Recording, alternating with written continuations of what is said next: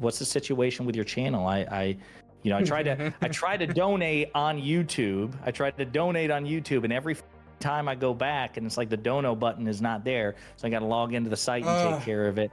What's going on here, man? So they renewed my demonetization for another 3 months. I was demonetized about 200 days ago, and when they first demonetized me, I had money in my account that they just took out and gave back to the advertisers after they ran the ads on my channel.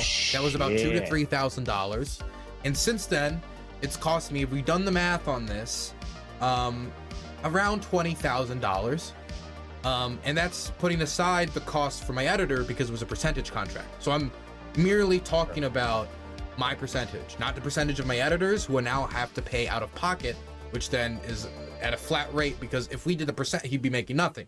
So I have to, pay out of pocket for that. So that's a cost. So all the stuff on my YouTube channel, it's all a loss. I don't make any money off of YouTube. And yeah, it's just, they keep renewing it. This time they said it was for hate speech. Last time they said it was for hate speech. The time before that, they said it was for safety content violations. And then it was like, it was also, they kept changing it around harassment at one point. I think originally it was harassment.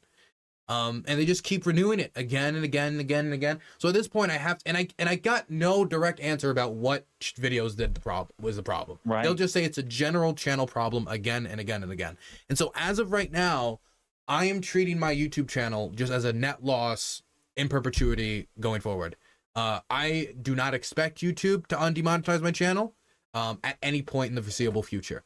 And so the conversation we're having about now is, I've been recommended to make another channel and just start over. This would be your third, wouldn't it? This would be my third, because my first channel was transformed into, video journalism. My second channel was DylanBurnsLIVE. It's supposed to be for this content, and that's the channel where, unfortunately, I make most of the money. I make very little money out of my video journalism. I do it purely for the historical record and out of passion.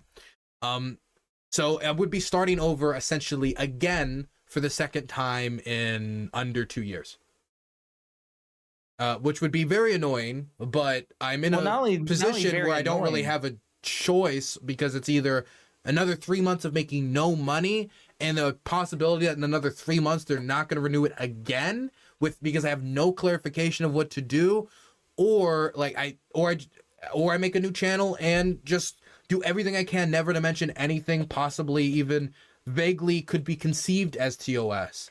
So that's my question, is like, it's bad enough if you have to do this a third time, but you almost have to do it a third time blind, because they didn't give you any guidance as to what. That's one of the big things that's holding me back from doing it, because number one, I don't want to start over again, because those initial subscribers are some of the hardest parts of rebuilding, getting those initial jumps, those initial people, getting your channel caught in the algorithm.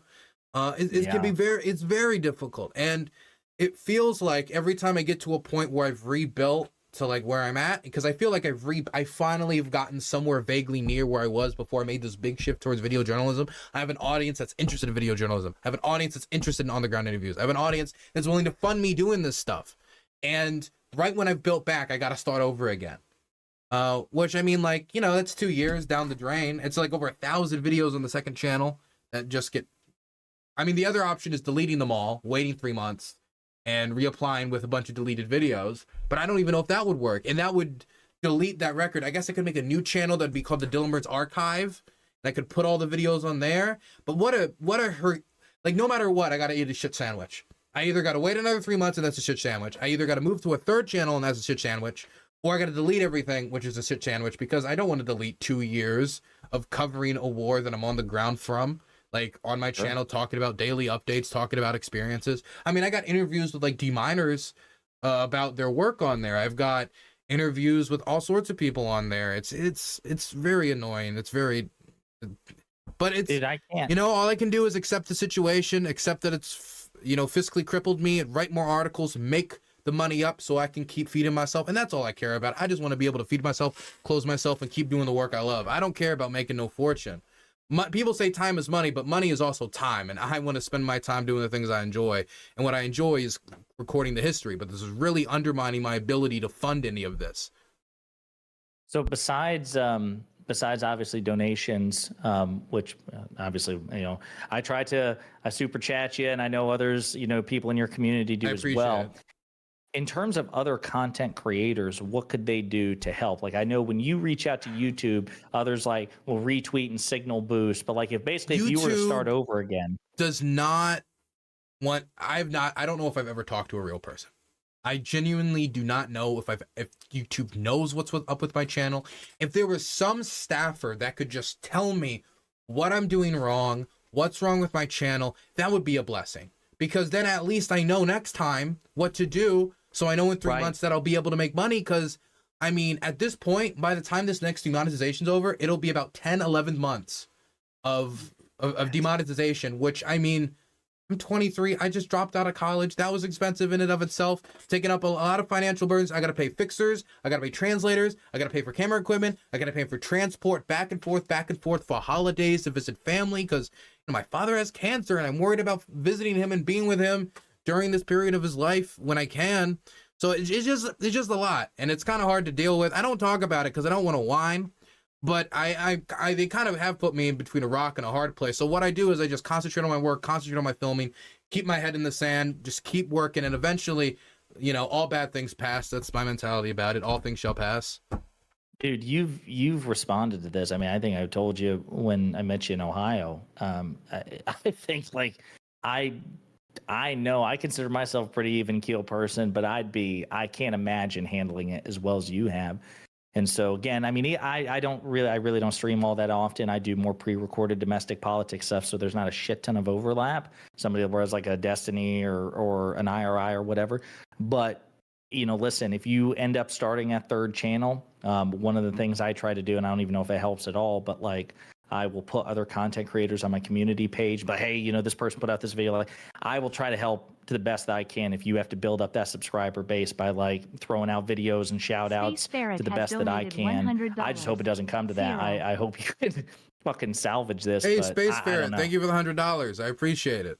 You appreciate it. I do. I always feel weird. This is the other problem. I suck at chilling.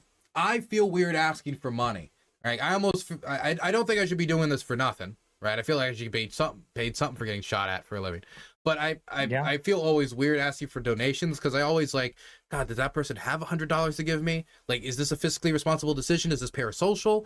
Do they just like me a lot? And I mean, of course, if I don't capitalize on that, I can't make any money. But I always feel weird about it. So I got to get better at shilling. I'm gonna be selling more articles. I'm trying not to sell much footage because my principle is I really don't like selling footage because I don't like what other companies do with it because they don't, I think, show it in its entirety, and I want to keep that integrity. But it's to a point where it's do I call up the outlets and sell my soul and do journalism not how I wanted to do it, but the way that they do it? And I've decided I'm not gonna do that. If I can't do it right, I shouldn't do it at all. But yeah, I mean, I don't want to humiliate myself by going on stream and crying and weeping and showing all this pain or anger that I might have, because if I go out and I do that, I don't think it's going to change anything. A big part of what's helped me, I think, deal with this war is accepting realities on reality's terms, that you have a role and you fulfill it. And for me, that role right now is burned content creator. And that's my role, and I just got to survive through it for as long as possible. And on the other side, the grass will be greener however this ends, whether it'll be making a new YouTube channel, them removing the demonetization, or me just moving on from YouTube entirely, which is something that I have considered and I know my audience doesn't want.